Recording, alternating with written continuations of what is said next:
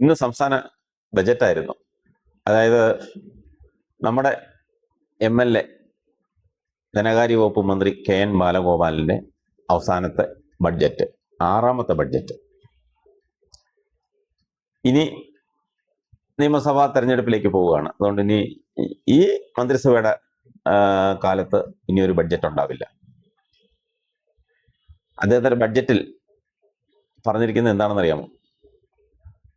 കൊട്ടാരക്കരയ്ക്ക് ഒരു ബൈപ്പാസ് ഉടൻ കൊടുക്കുകയാണെന്ന്. ആ ബൈപ്പാസിന് വേണ്ടി സ്ഥലം ഏറ്റെടുക്കുന്നതിനുള്ള ദ്രുതഗതിയിലുള്ള പണി നടന്നുകൊണ്ടിരിക്കുന്നു.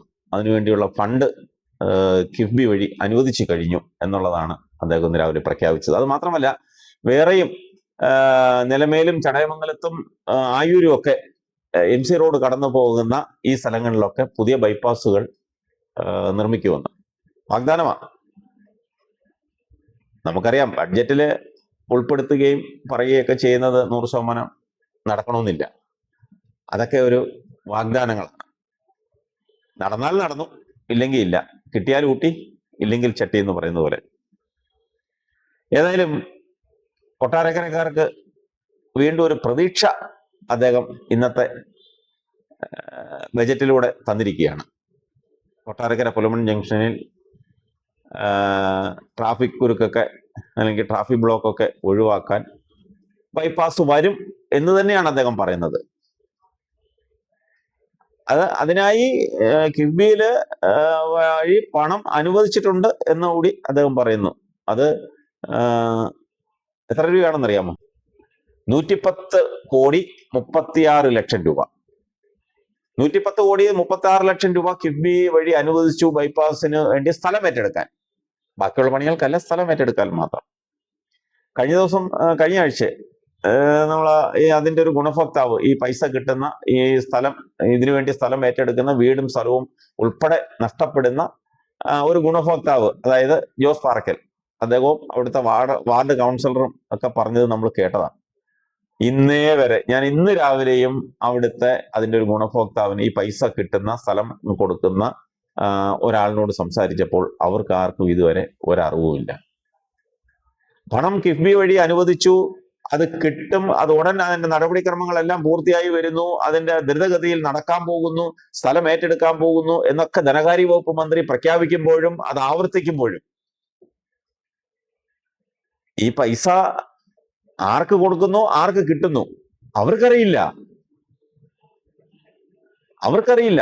അവരുടെ സ്ഥലം അളന്നു തിരിക്കുകയോ അല്ലെങ്കിൽ അതിനു വേണ്ട അവരുമായിട്ട് ചർച്ച ചെയ്യുകയോ അല്ലെങ്കിൽ അതിനു വേണ്ട മറ്റ് നടപടിക്രമങ്ങളൊന്നും ചെയ്തിട്ടില്ല. അവരെല്ലാം ഏറി നിൽക്കുക. അവർക്കാർക്കും അറിയില്ല. ഇങ്ങനത്തെ സംഭവമേ അവർക്കാർക്കും അറിയില്ല.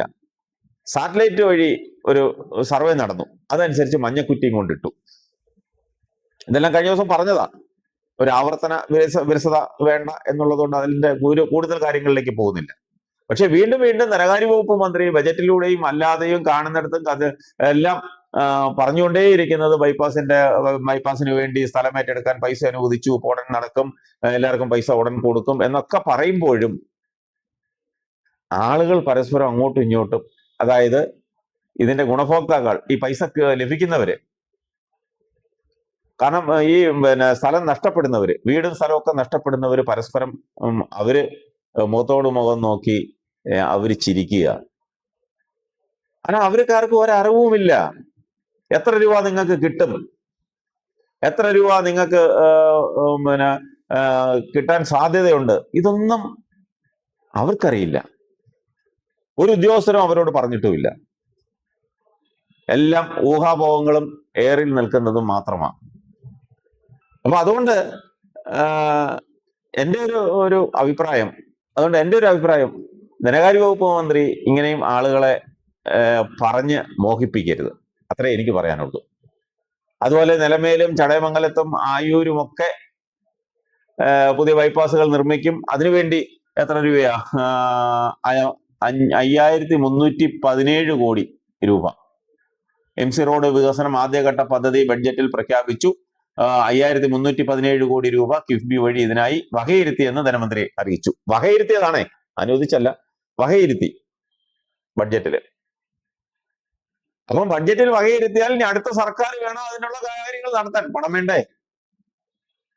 അതിന് പണം കണ്ടെത്തി അടുത്ത സർക്കാർ വേണം, വരുന്ന സർക്കാർ. ഇതിപ്പോ പിണറായി സർക്കാരാകാം, അല്ലെങ്കിൽ പിന്നെ ഇടതുപക്ഷ സർക്കാരാകാം, അല്ലെങ്കിൽ വലതുപക്ഷ സർക്കാരാകാം, ഐക്യമുന്നണിയാകാം, UDF ആവാം, BJP ആകാം, ആരും ആകട്ടെ. വരുന്ന സർക്കാർ വേണം അതിനുള്ള പണം കണ്ടെത്തി ഇതൊക്കെ നിർമ്മിക്കാൻ. എന്തിനാ ഇങ്ങനെ പിന്നെയും ആളുകളെ മോഹിപ്പിക്കുന്നത്? MC റോഡിലെ തിരക്ക് ഒഴിവാക്കണം, അത് അത്യാവശ്യം. അതിനുവേണ്ട കാര്യങ്ങൾ ചെയ്യണം. ആരും വികസനത്തിന് എതിരല്ല, അത് അത്യാവശ്യമുള്ള കാര്യമാണ്. ഇപ്പൊ യഥാർത്ഥത്തിൽ പണ്ട് 1 മണിക്കൂറും 1.5 മണിക്കൂറിനും ഇടയിലൊക്കെ തിരുവനന്തപുരത്ത് നിന്ന് കൊട്ടാരക്കരയിൽ എത്താൻ പറ്റുമെങ്കിൽ ഇന്ന് 2.5 മണിക്കൂറും 3 മണിക്കൂറും ഒക്കെ വേണം ഇന്ന് തിരുവനന്തപുരത്ത് നിന്ന് കൊട്ടാരക്കരയിൽ എത്തണമെങ്കിൽ. കാരണം അത്രയും ട്രാഫിക് ബ്ലോക്കാണ്. പ്രത്യേകിച്ച് ഇപ്പോൾ വെഞ്ഞാറമൂട്ടില് ഫ്ലൈ ഓവറിന്റെ വർക്ക് നടക്കുന്നതുകൊണ്ട് വഴി തിരിച്ചുവിടുക. ആ വഴി തിരിച്ചുവിടുന്ന വഴി ഇടുങ്ങിയതായതുകൊണ്ട് പലപ്പോഴും അവിടെ നല്ല ബ്ലോക്കാണ് അനുഭവപ്പെടുന്നത്. എതിരെ വരുന്ന വണ്ടിക്ക് സൈഡ് കൊടുക്കാൻ അവിടെ വീതിയില്ല ആ റോഡിന്. അപ്പൊ അങ്ങനെയൊക്കെ ഉള്ളത് കൊണ്ട്